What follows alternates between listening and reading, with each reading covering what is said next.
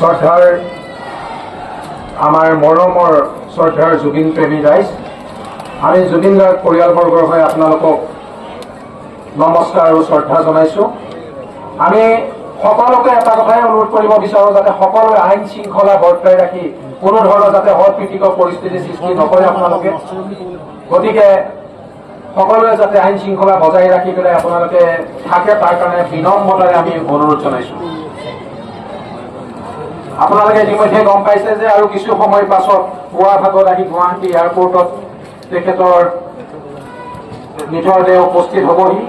গতিকে আমি সকলোকে এই মুহূৰ্তত আইন শৃংখলা বৰ্তাই ৰাখি কোনো ধৰণৰ অপ্ৰীতিকৰ পৰিস্থিতি যাতে সৃষ্টি নহয়, তাৰ কাৰণে সকলোৱে যাতে ধ্যান ৰাখে, তাৰ কাৰণে আমি অনুৰোধ জনাইছোঁ। ধন্যবাদ। দেখা নাই